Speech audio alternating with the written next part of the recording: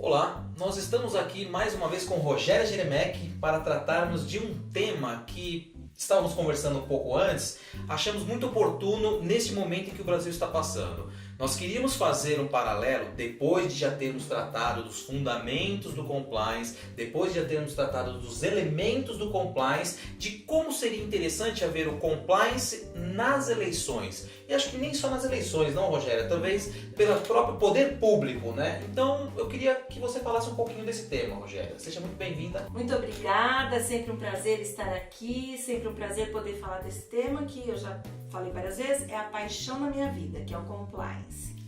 Minha paixão também.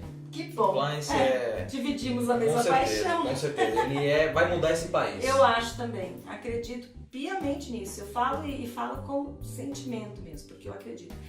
Então, me parece que é chegada a hora de a gente ver o compliance também no poder público. E isso já está começando, porque nós temos um amigo, um colega, José Guimarães, que já está trabalhando no Tribunal de Justiça da Bahia com compliance, implantando o programa de compliance lá. Também eu escutei do novo presidente do Tribunal de Justiça aqui de São Paulo, quando nós lançamos a cartilha de compliance do IASP, Instituto dos Advogados, cuja comissão de compliance eu tenho a honra de presidir desde 2013. Ele pegou 2 exemplares da cartilha e disse: eu vou implantar um programa de compliance aqui no tribunal.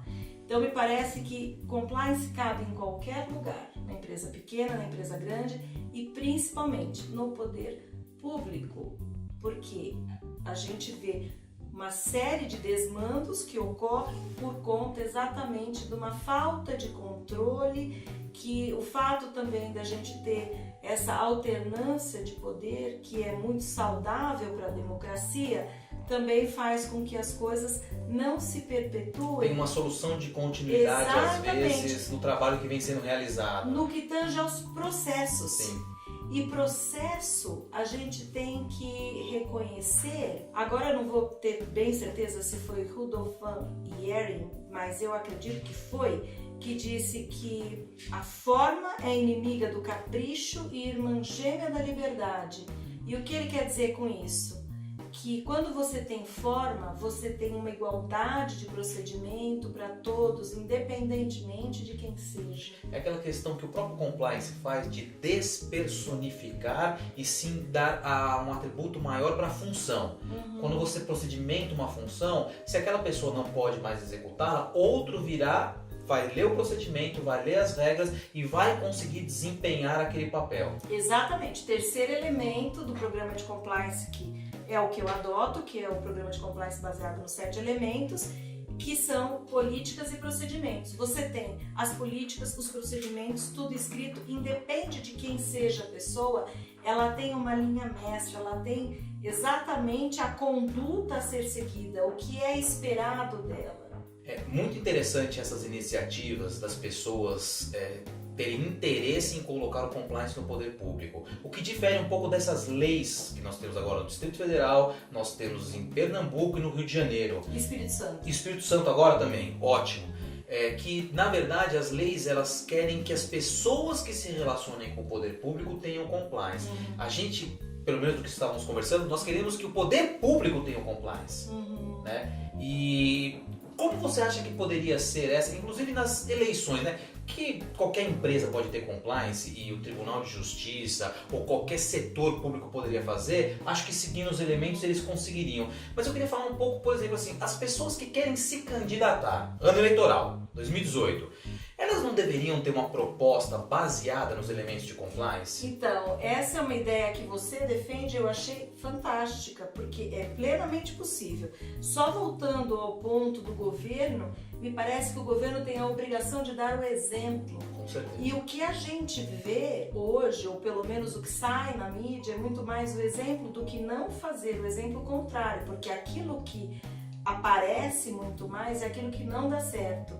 Tanto é que quando você vê um município que funciona bem, viraliza o vídeo na internet, como eu vi outro dia de um município, se não me engano, Santa Maria, no sul do país, em que o rapaz mostra o pai internado e fala, olha a cama, olha, aqui tem leite sobrando, mostra o quarto, é um hospital público, municipal, e ele faz a maior Dinheiro público propaganda investido no lugar certo. com qualidade. Boa, eu né? nem conheço a municipalidade, nem sei como é que são as coisas lá, mas assim, vira notícia, porque a regra que a gente vê é criança deitada no chão. Assassinado. Outro dia, criança no berçário, lá na incubadora, neonatal, e a criança coberta de formiga.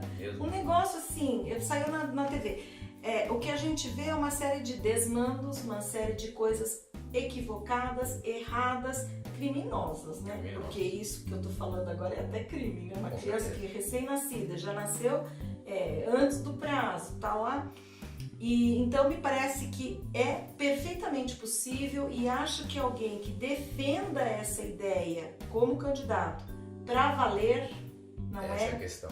Para valer, porque a gente também anda tão descrente de que seja para valer, de que as pessoas realmente acreditem naquilo, já tomamos tanta Bordoada, na verdade. bolada nas costas, né? De você acreditar numa pessoa que se mostra como uma pessoa correta, uma pessoa super própria, e depois, na semana seguinte, sai um escândalo, né? E é mala pra cá, é não sei mais o que pra lá. Então, é bem complicado mesmo essa situação. Mas me parece que um candidato que venha já com o seu programa de governo, baseado num programa de compliance, e que traga uma proposta concreta de como estruturar esse programa na vida pública, que já defenda isso desde a sua campanha para mostrar, olha, realmente é sério, tudo que eu estou fazendo aqui é com seriedade. Eu acho que essa pessoa, ela vai sair na frente, ela vai ter um diferencial perante os outros que a gente só vê com discurso, e às vezes um discurso vazio, como depois a gente pode vir a constatar, não é? Todo mundo vai falar de educação, todo mundo vai falar de saúde, segurança. Todo mundo vai falar de segurança. Sim. Mas e como é que isso se torna realidade? Como fazer isso melhor? Tá aí o compliance para ajudar. Como é que eu faço com que isso seja realidade, seja executado e sem a corrupção? Porque hoje você até pode ter um programa maravilhoso de segurança, mas aí a hora que a gente vai analisar, 2 semanas depois que saiu aquele projeto, começa a aparecer, não, porque foi faturado, superfaturado não sei o que, porque pediram não sei quantas... Coturnos, arma, que for, bala, chegou coisa. 1/3, ou o preço era escandalosamente, né, maior. Eu nunca me esqueço de uma vez que eu estava ouvindo na TV também uma denúncia sobre um hospital grande aqui de São Paulo, e aí falavam de quanto que aquele hospital estava pagando no vidrinho de Novalgina, que comprava não sei quantos, e era assim, tipo 20 vezes mais caro do que em qualquer farmácia que a gente compra, quando vai compra um. A gente não compra de milhares, né? Como no caso de um grande hospital. Então, vamos lá, Rogéria. Se nós estivéssemos falando de uma empresa, nós íamos, antes de tratar dos 7 elementos, nós íamos falar da análise de riscos. Exatamente. Como é que a gente falaria sobre a análise de riscos, candidatura, eleições? Como é que a gente insere a análise de risco nesse contexto? Primeira coisa, para qualquer programa de compliance, como você falou, eu tenho que fazer uma análise de riscos, um risk assessment. Qual é o maior risco que está inserido em qualquer campanha? Eu tenho o risco da ilegalidade, eu tenho o risco da verba não contabilizada, mas a gente chama de verba não contabilizada, esqueceu como é que fala? Verba não contabilizada, né? Então, tem várias maneiras de falar eufêmicas, não sei se existe assim, pra gente tratar o tema. E aí, com isso, precisamos atacar, então, primeiramente, isso. Como que eu dou transparência para todas as doações? Como que eu me comprometo a fazer público esse controle de contas efetivamente? tem muito jeito de você fazer. Quem quer fazer correto, quem quer fazer a coisa transparente, acha um jeito de fazer. Publica até na página dele do próprio Facebook, e todas as notas, lógico, tudo que foi feito, faz uma prestação de contas. Então, os riscos são até conhecidos, né? O risco de imagem, o risco de uma difamação. Então, antes de você se lançar candidato, dá uma olhada no seu passado, veja se você tem alguma coisa que possa, eventualmente, manchar a sua candidatura e corrija isso. E conserte, eventualmente, se for possível. Se claro. for possível. Se não for possível, não entre na vida vida pública. Não é para todos. A vida pública não é para todos. Não entre na vida pública. É até interessante, porque as pessoas que entram na vida pública, eu não sei aonde que eu vi isso também, falam, o que você espera? Você quer entrar na vida pública para quê? Para enriquecer, quando deveria ser o contrário. Nós já até comentamos isso, né? Você quer enriquecer, então para iniciativa privada, exatamente, iniciativa privada. Não há limites, imagina, como é que você quer enriquecer se tendo um salário fixo? Então, agora, a gente vê que acontece na prática, né? Então, a pessoa entra, tem um patrimônio, aquele patrimônio parece um gremlin, né? Você tem ali um apartamento que você deixa no seu amigo que virou um banco, alguns milhões então, em espécie, né? Mas você Quer dizer, como é que acontece? E aí vem a coisa, não é crime, né? Guardar dinheiro em casa. Não, é só se ele vier do seu salário, não é. Você só precisa ter lastro e, gente, né? Não, é absurdo. Não, é assim, tem umas conversas que ficam até difíceis da gente sustentar. Você acha que daria para fazer? Eu entendi bem a sua colocação, que você falou, é uma análise de risco para a candidatura. Você acha que seria possível um candidato fazer uma análise de risco para o governo? Mas sem dúvida. Pois é. Aí, claro que a gente tá falando de uma coisa muito maior, mas sem dúvida. E aí é que eu preciso fazer um parênteses. Um governo, né? A gente tem governos aqui de tudo quanto é tempo. Eu posso pegar uma municipalidade de 2.000 habitantes ou até menos do que isso e pego São Paulo, que é maior do que vários países de primeiro mundo na Europa. Só o PIB dele mesmo, né, já é grande o suficiente. Mas é preciso fatiar, como a gente faz em grandes empresas. Não dá para você falar, eu vou fazer o risco do governo. Não. Eu vou fazer aqui uma análise de riscos desse projeto de governo de X lugar, eu especifico, e aí eu vou e coloco as fases e as áreas as quais eu vou analisar. Porque do contrário, eu não consigo ter uma visão completa, uma visão realmente aprofundada daquilo que eu quero verificar. Então, por exemplo, eu vou fazer primeiramente um risk assessment do meu funcionalismo público. Esse é um dos que eu acho mais primordiais. É o básico. Quem é o meu público? Qual é a formação?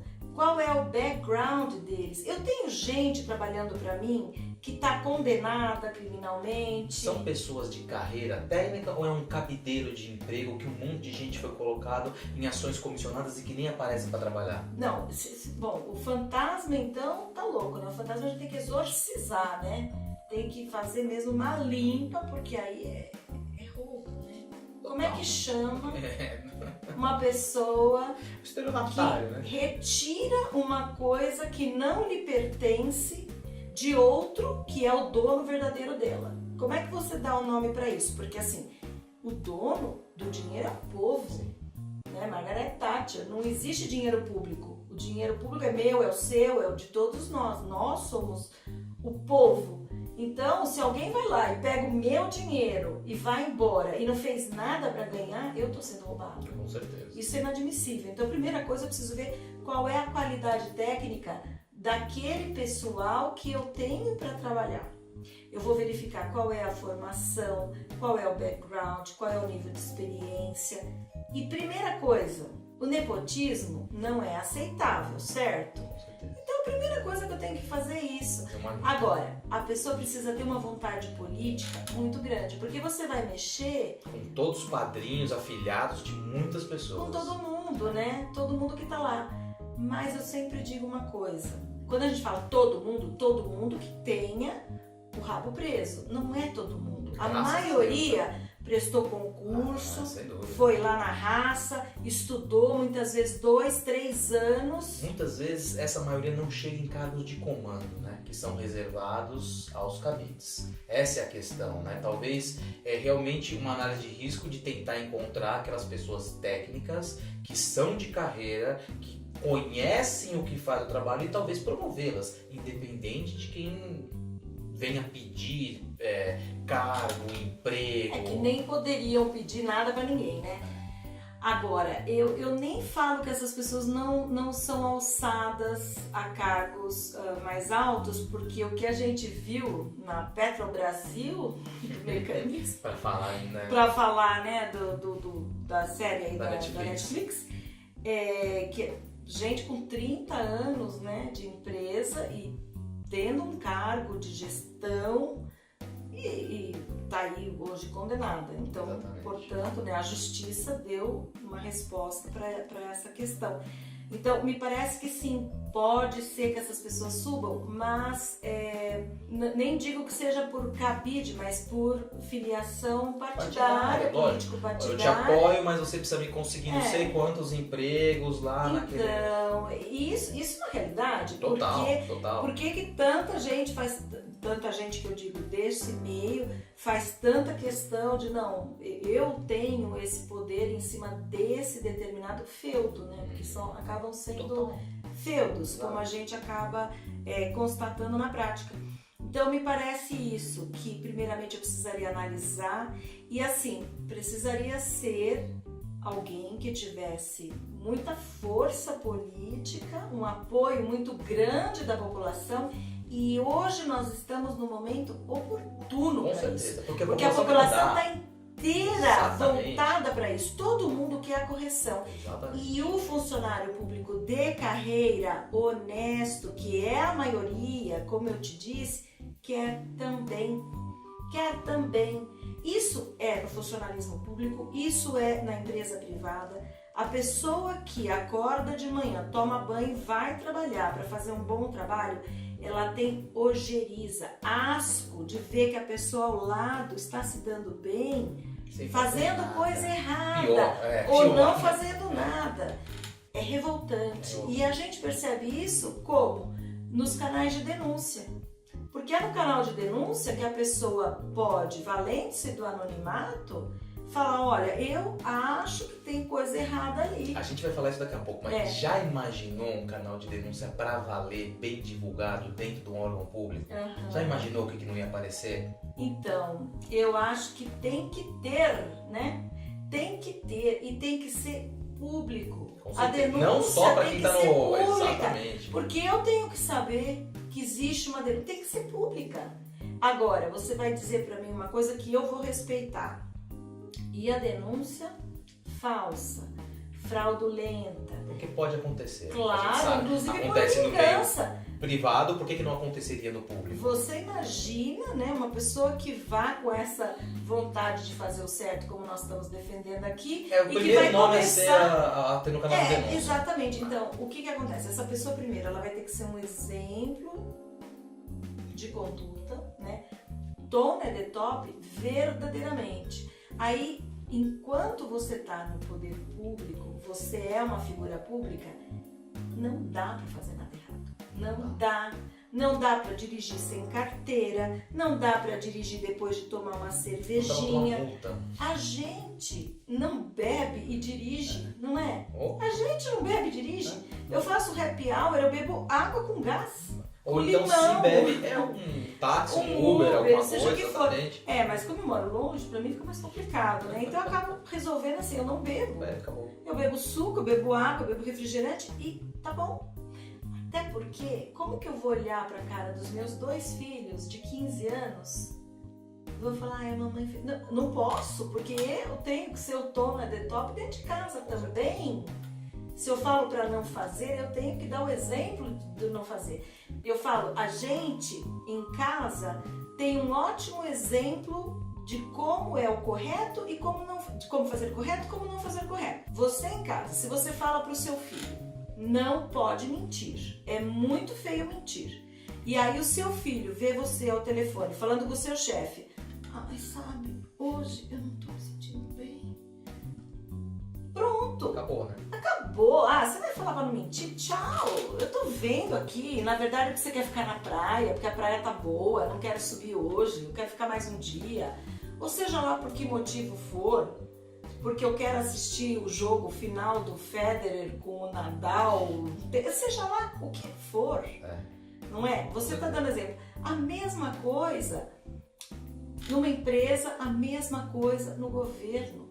Se você vê um governante que mente, e o que a gente mais vê é gente mudando de ideia, né? Eles mudam de ideia, falam uma coisa hoje, amanhã já mudou de ideia.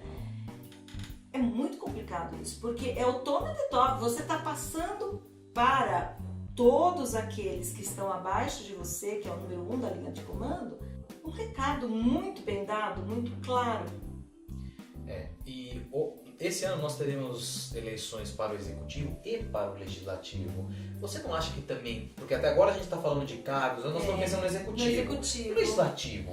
Olha, Poxa, o cara que vai fazer as leis para esse país, que vai reger o futuro, Previdência, como é que vai ficar, a trabalhista, a política, vai ter, não vai ter, Constituição. Pô, esse pessoal também não tem que ter um compliance, não tem que ter ali na sua estrutura menor, lógico, mas eu não sei qual é a proposta de nenhum dos candidatos do Legislativo. Olha, compliance cabe em qualquer lugar. Cabe no Executivo, no Legislativo, no Judiciário, no Ministério Público, que é o quarto poder, na imprensa, que tem gente que acha que o quarto poder é a imprensa. Exatamente. E aí o quinto seria o Ministério, ou sei lá, vice-versa.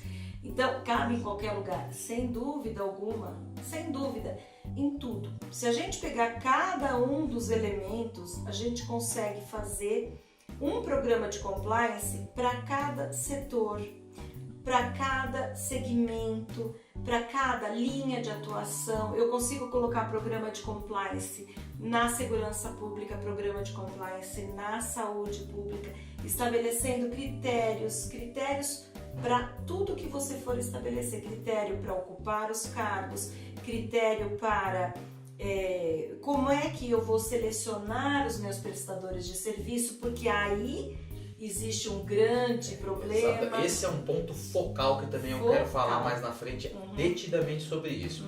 Então, só para a gente fechar esse quadro, Risk Assessment, análise de risco em todos os níveis, Ministério Público, Poder Judiciário, Executivo, Legislativo. Escolas, cada escola pode ter